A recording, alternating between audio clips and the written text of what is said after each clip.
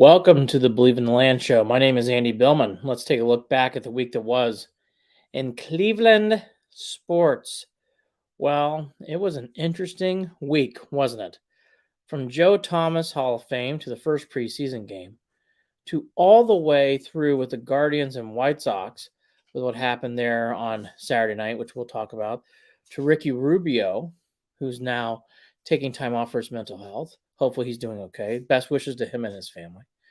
And then we had the changing of the guard again in the Big Ten as they added Washington, Oregon, Utah, Arizona State, Arizona, all going to the Big 12 as well. So a lot of changes, a lot of stuff to talk about.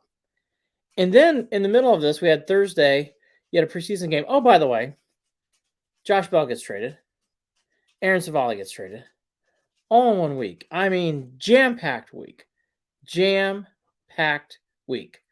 We will start off with the Browns, and then we'll get to Joe Thomas, and then the Guardians, and a quick lap around about Ricky Rubio, and then the Big Ten and the Buckeyes. So the Browns played their opening preseason game against the Jets. I think we'll start there. This game in the Pro Football Hall of Fame is not just unique to the Jets and Browns. It's normally a game where teams do play a lot of substitute players or first-year players. It's a lot of backups. It is not a game where you're going to see starters play. It's certainly not a game where you're going to see impactful players, if they even play very long. It's a game to see second, third, and mostly third, maybe even, dare say, fourth string. But mostly third string, some second string, and that's about it.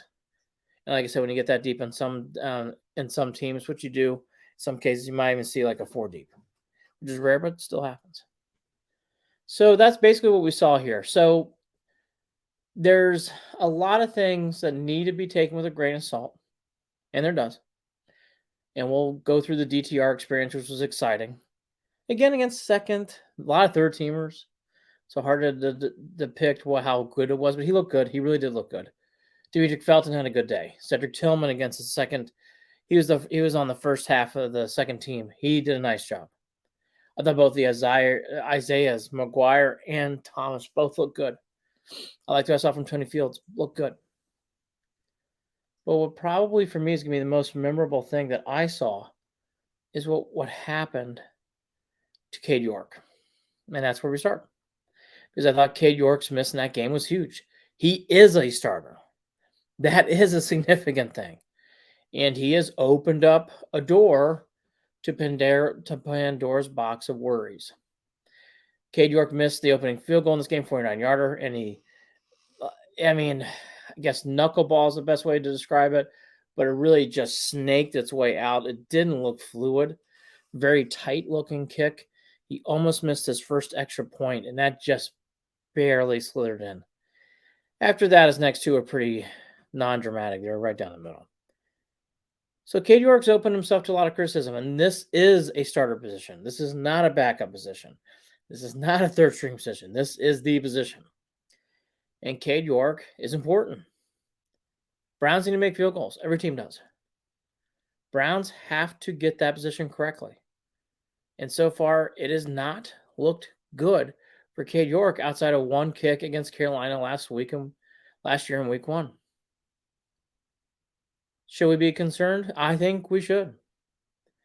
I am worried. Wasn't a good feeling. They have to figure out, what does this really mean going forward for Cade York? Meaning, do you bring in another kicker? I think I would. I think he needs to be tested. I think he needs to feel the competition, actually.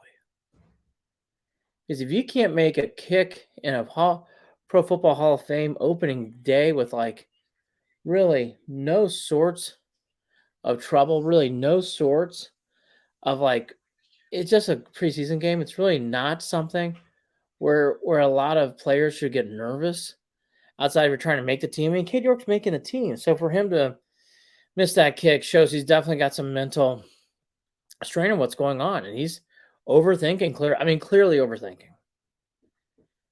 So that's number one. I think that's the biggest thing. And the other thing that really popped out to me was I thought the special teams didn't look good. And it wasn't just one or two plays. It was multiple plays. I did not like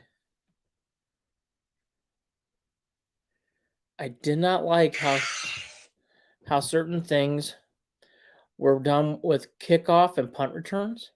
I didn't like how uninspired they looked on field goal attempts. And those are some players that are going to be playing on Sunday. Bubba Ventrones came in with all this energy, and boy, it didn't show up in that first game. Instead, and Kevin Stefanski needs to be on the hook too, obviously. I keep saying this. It's not just a Bubba Ventrone problem. If it's a team thing. And this is a head coach. This is a team thing. He has got to figure out special teams. That, to me, is my big note. Those things, I'm pretty sure. Cade York struggles are real. He's got to start making kicks. It's actually going to take a while to get over that. And special teams aren't quite what I thought they were. Coming in. I had hope that they would turn around, and so far, I'd say they're the same. And I didn't see a special teams unit that was really in tune to the game. And that shocked me. He didn't look focused. Just didn't look focused. But there are many other things that happened in this game. DTR looked great. He really did. DTR looks apart. You know, he is going to be the third string quarterback here. And there's a small chance down the road he could make more of an impact on his team. I do say that. It's not crazy, but he's got to show a lot of things. He's got to do a lot of things. But, you know, one game, you watch enough football, you kind of sit there and you go, you know what? I can see this guy maybe over time, maybe making an impact. I don't think he should be a second string backup, but I thought he played really well in this game. And he's definitely better than Kellen Mond. Real quickly on Mond. Not his fault, not his problem. I was never a fan of his at Texas A&M. It carried over to the first preseason game. He's just not very good. He didn't look impressive. He threw a lot of short passes. Just wasn't impressive. He is not going to be here for long.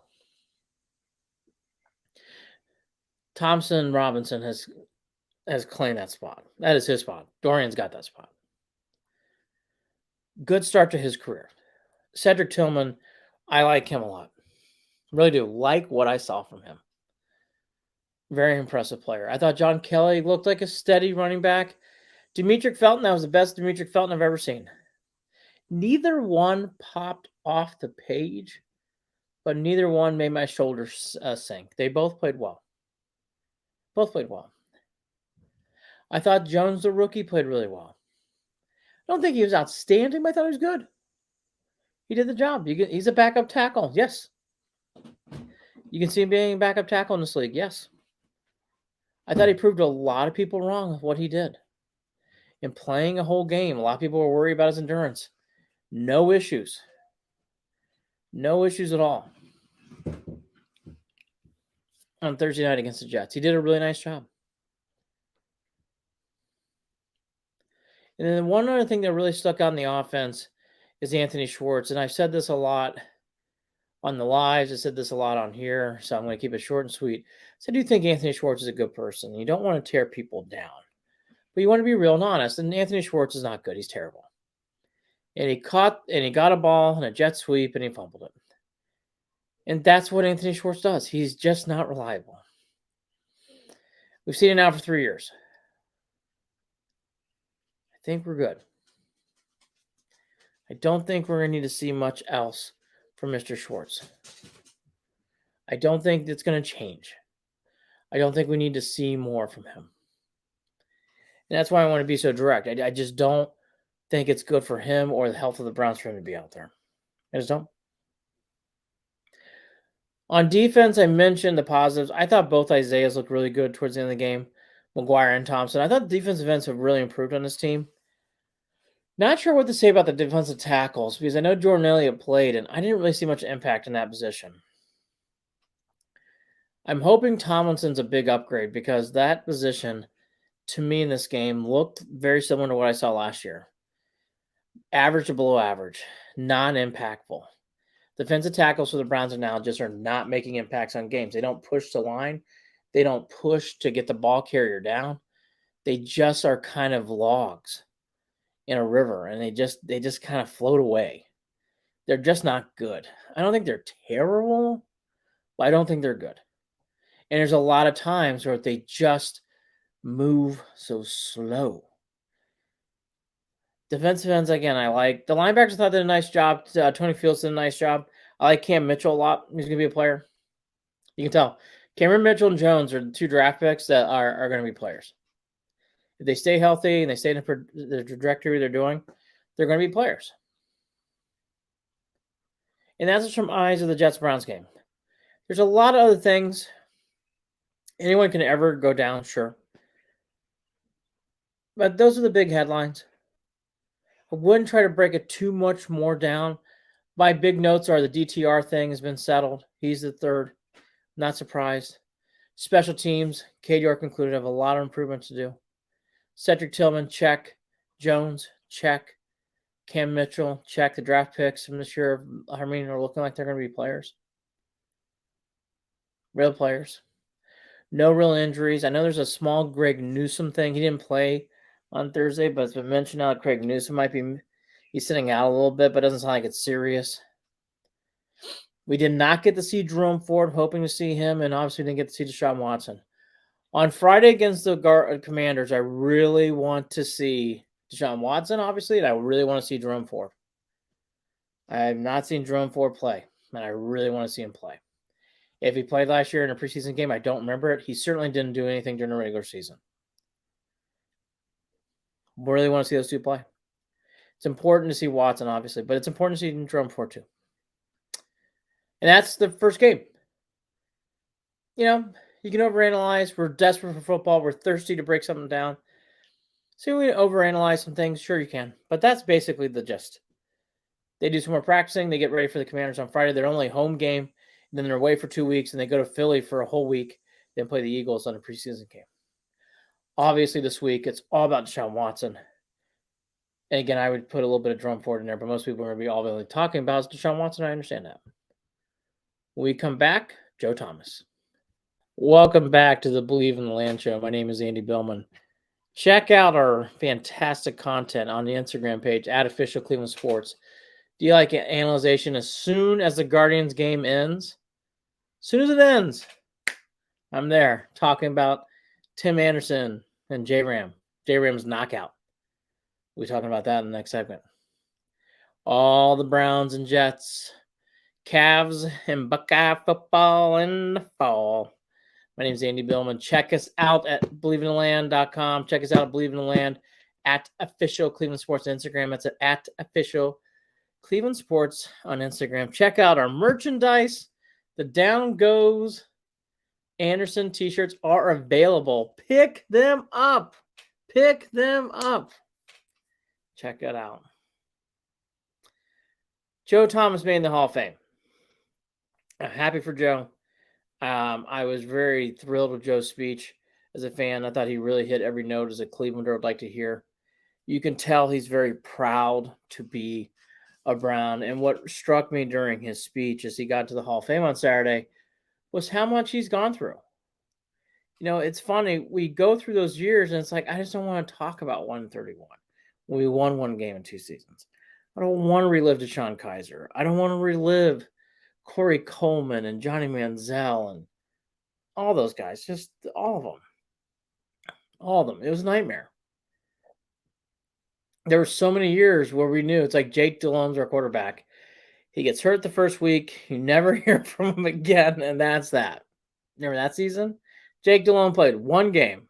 Got hurt, I think, against the Buccaneers, and you never heard from him. He just disappeared. RG3, I think, played a handful of games. Never saw him again. This is gone. Gone. All those years were when Joe Thomas played. He played for 20 quarterbacks. 20! And he played over 10,000 consecutive snaps. It's remarkable. He made so many all-pro teams. And he was very good at his job on top. He only gave up I believe the stats 3 sacks. 3. I mean, that's just for a left tackle. Left tackle. That was Joe Thomas. He was the standard bearer.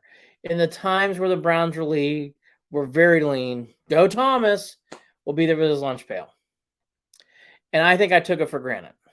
And I realized that watching his speech, watching the ceremony, I took his career for granted because those teams were so bad. Because I didn't want to rewatch those moments. I just didn't want to. I didn't want to be a part of it. Ugh.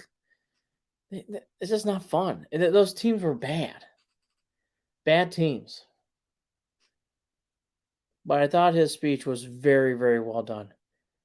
And I thought it was sweet what his wife did and his kids did. And you can tell he's a very proud Cleveland Brown. And it struck me, and I didn't think about this until after his speech. He is really the representation of the first 24 years back after moving from Baltimore back to Cleveland and getting a new team, a new expansion team. Joe Thomas is the flag bearer. You really can't point to anybody else. You really can't get into depth about a quarterback, a star player. I mean, Josh Cribbs, we had some moments with Anderson, Tim Couch. Obviously, Myles Garrett's starting to make his imprint, but his career's not over yet. Phil Dawson, he's a kicker. I mean, it's hard to really say, like, who represents the Browns in those years. And it's like, frankly, nobody. But we were wrong. It's Joe Thomas. And the fan reaction was wonderful. And he deserves all the accolades. And he deserves being in the Hall of Fame. And he is really a Clevelander and a Cleveland Brown. He was the perfect draft pick. He was the perfect soldier through these years. I was very, very happy for Joe Thomas. It was good to see. I was happy for him and his family. And I was very excited for him to get into Hall of Fame. It meant a lot, and it should mean a lot. It's a big award. It's a big deal. Not a little thing. It's something that most players can't even sniff and touch. Not only they sniff and touch it, he's in on his first try. And he was excellent. He was just an excellent, excellent left tackle.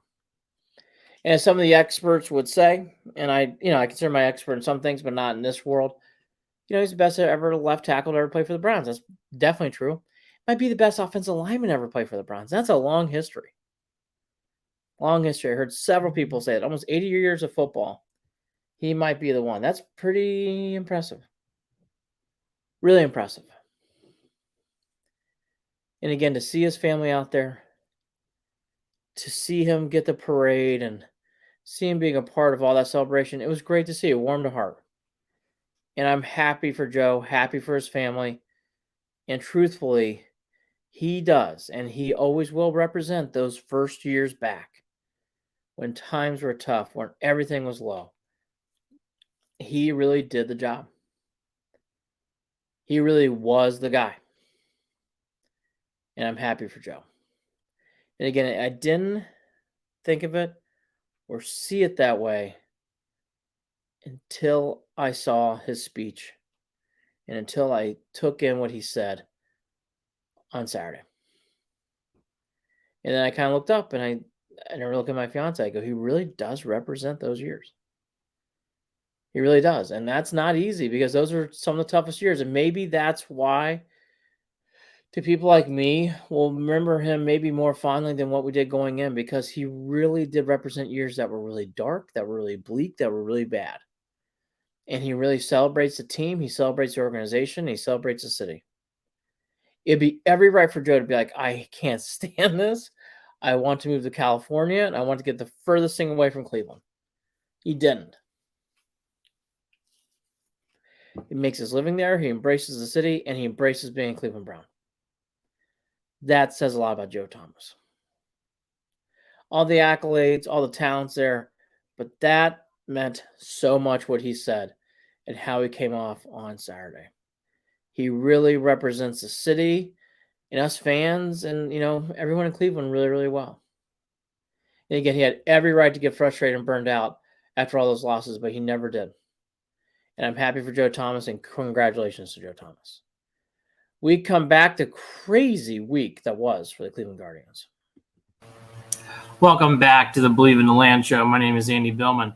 You can always check us out, Believe in the Land Media. You can always check us out at Official Cleveland Sports on Instagram, believeintheland.com. Also on this YouTube page.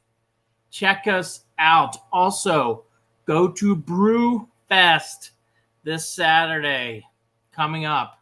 It will be a lot of fun. Also, check us out after every Guardians, Browns, and Cavs game instantaneously on Instagram at Official Cleveland Sports. Check it out. All right. The Guardians. Boy, did they have an exhausting week. Did not finish the way. This season is really starting to go the way that we've seen from the Browns. And it's not normally something we say about the Guardians. The Guardians had a bit of unraveling. They got no hit. They traded away players. They also got into fights on the field.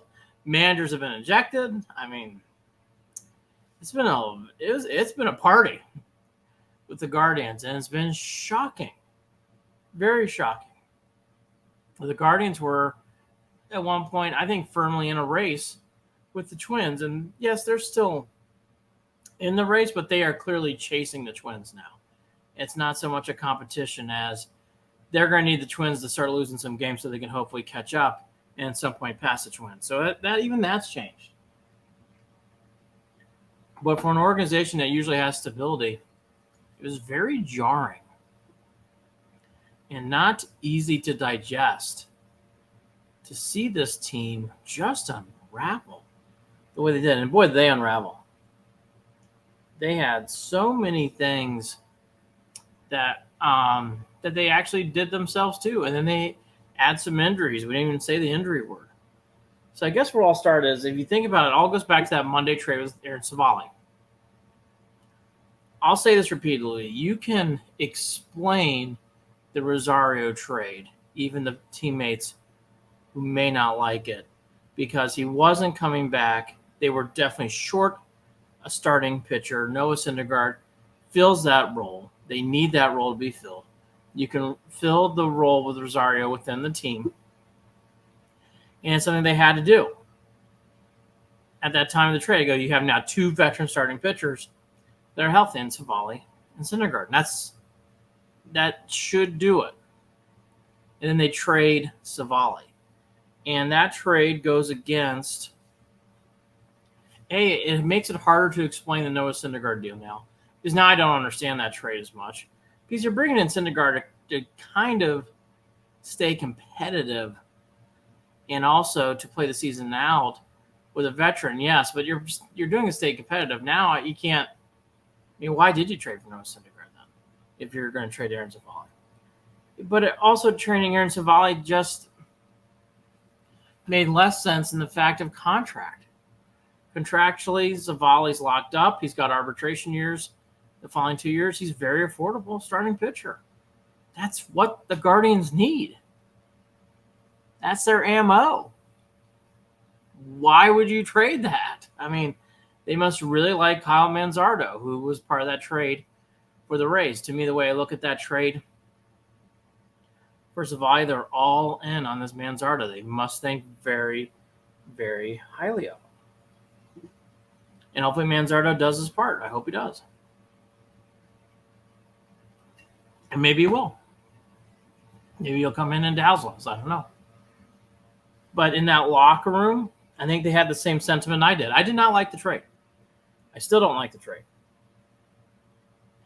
It just doesn't add up to what the Guardians do. The Guardians build this team through starting pitching. The Guardians build their depth through talented players that are affordable. That's trading away one of your affordable players that are talented. It goes against what you do. It just doesn't add up. It doesn't make sense.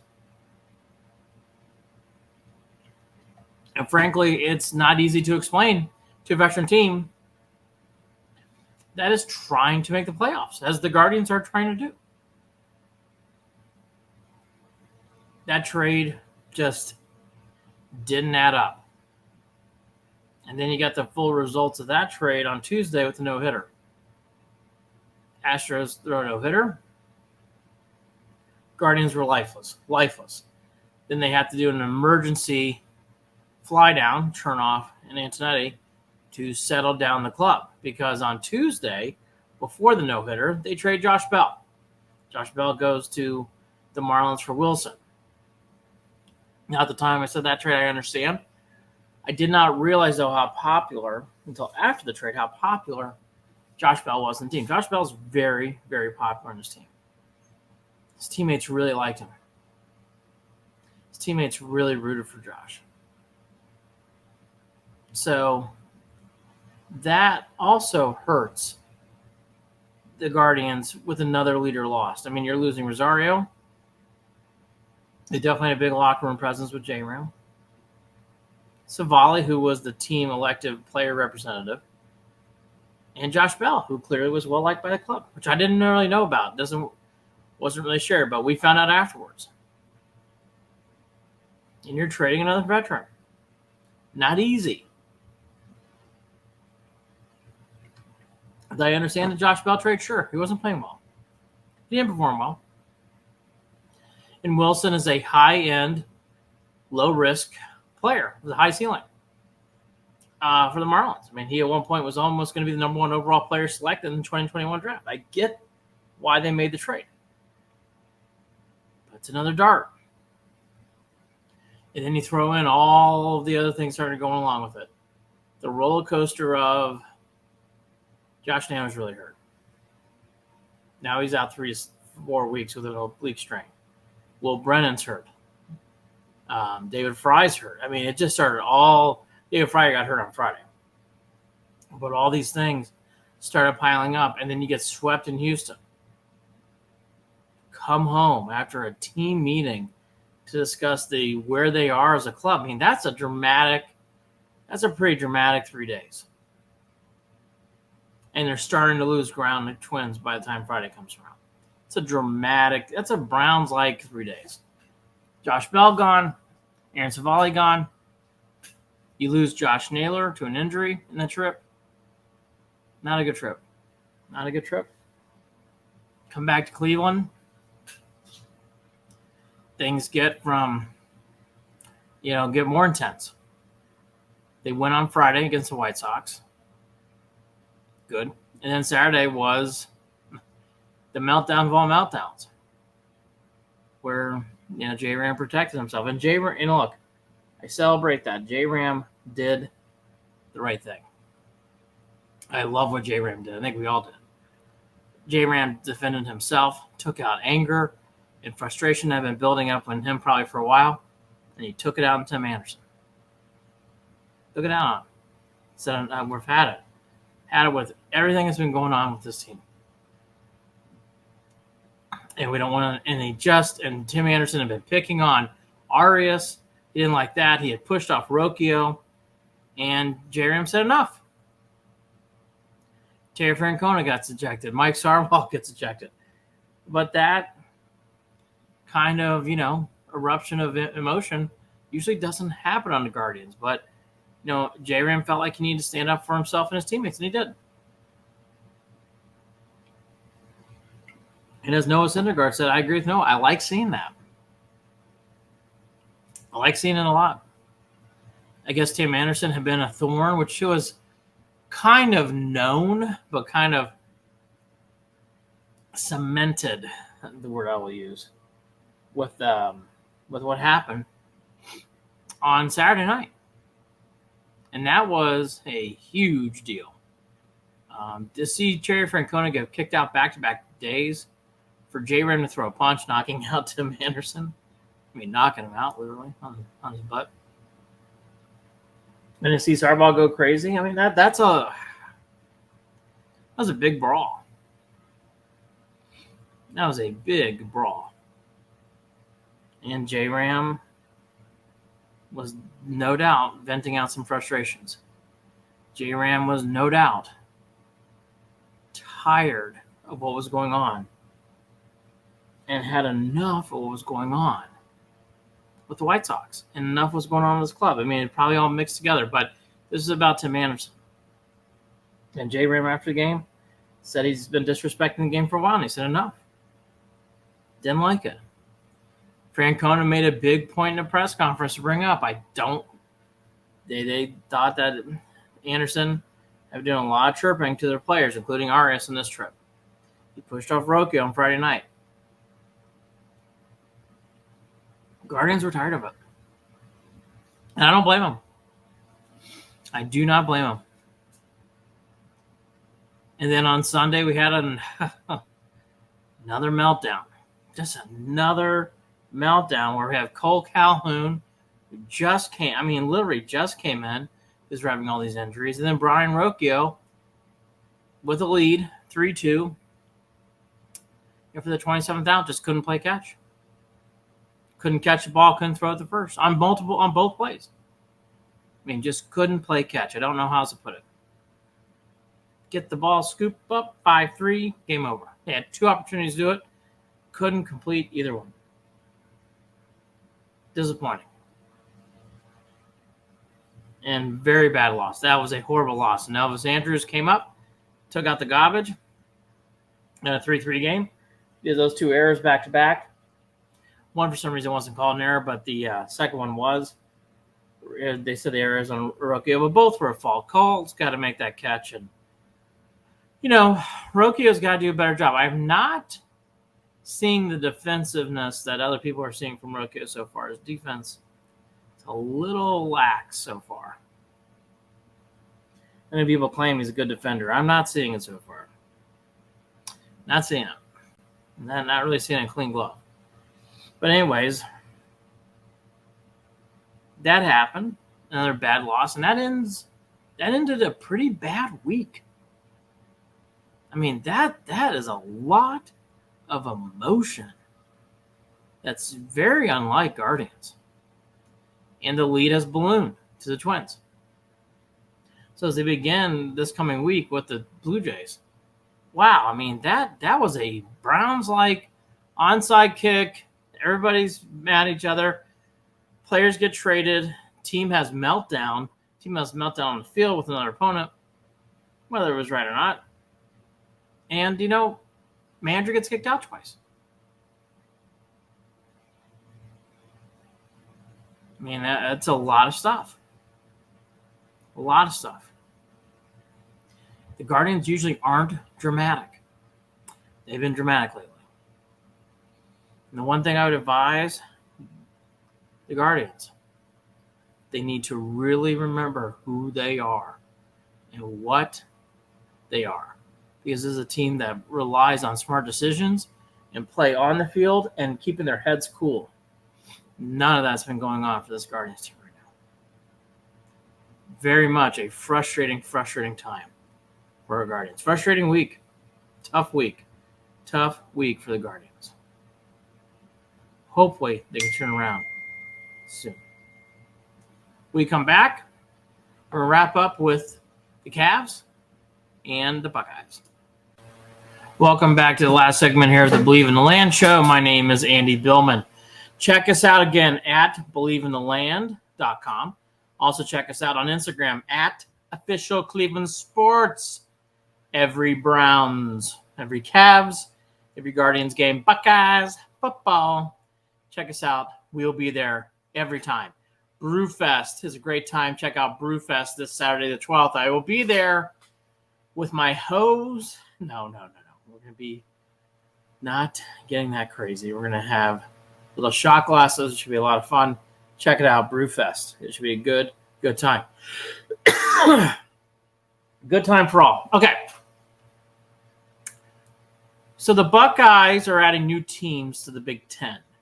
Washington and Oregon come on over. Arizona State, and Utah are going over to play in the Big 12. The Big Ten is this announcement happened on Friday. Big announcement. Not surprised. Exciting stuff. It's the Pac-12 had kind of played its cards out. I know some people don't want to see tradition go away, but because of the television contracts, that tradition had to go away for Pac-12 schools. They weren't going to make any money, but they would stay there. And sadly, they were ran into the ground by a very poor, very, very poor commissioner. He did a very poor job, Larry Scott, of running that league. So the transitioning is happening. Oregon and Washington come over, along with USC and UCLA. They are not going to get a full cut. They're going to get a partial cut, whatever that means. Definitely more than what they were going to be making before. And that's obviously a big change. And it's a big – now, look, I mean, now you got all the coastal teams on the West Coast outside of the Cal and Stanford, which I want to get to now. I think the Big Ten should think about adding the other 4 schools. And I would throw in Oregon State and Washington State too. And the reason being is you could actually make a Big Ten East, Central, and West and almost form your own league. And I think that'd be very powerful. I think that'd be very lucrative. And I think Cal and Stanford hold. I know they don't hold a lot to what these other schools want and what they think their markets are going to be. And I know Silicon Valley's not doing the best, but still, it is Silicon Valley. It is San Francisco and Oakland. And those are big markets. And Cal and Stanford have a lot of money. And Stanford is a very successful athletic school. I think those schools have a lot to give. I also would add Oregon State and Washington State. I would. You could really create your own little mini thing there. I think that'd be great for the Big Ten. Because then you can keep the West Coast schools in the West Coast. You can flip-flop them around once in a while.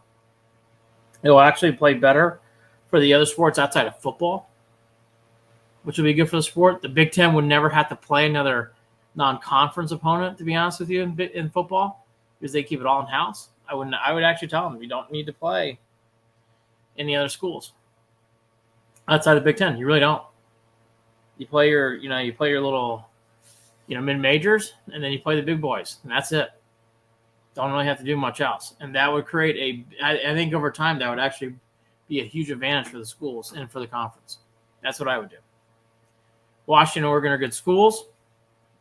They have a lot of value. They're in. Sky's the limit. Ohio State so far, really not a lot to report.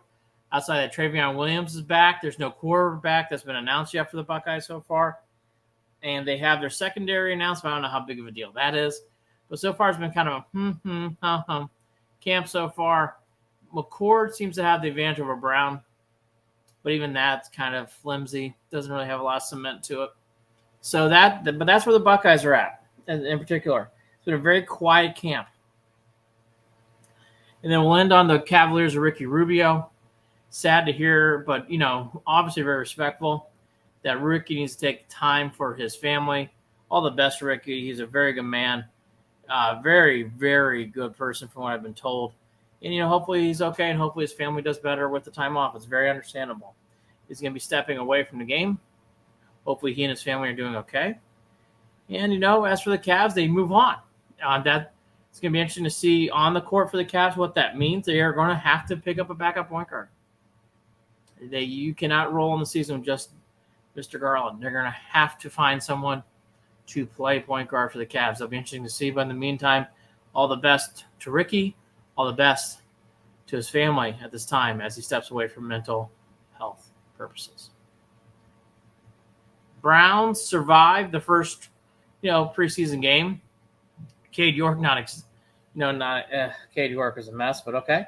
Everything else seemed to be okay. Tillman was exciting. Dimitri Felton was exciting. There's going to be a lot to talk about the Guardians in this week when we look back in the history books for the sport and for the team. It's a very interesting week for this team. They had a lot of shrapnel after this. Hopefully they can recover and make it a race with the Twins. Best of luck to Ricky Rubio. Hopefully all the best to him and the health to him and his family. And the Big Ten just keeps adding on teams. If I were them, I would just keep gobbling them up. Don't stop now. My name is Andy Billman. Thank you for listening. Check out all of our platforms, and please always tune in to Believe in the Land.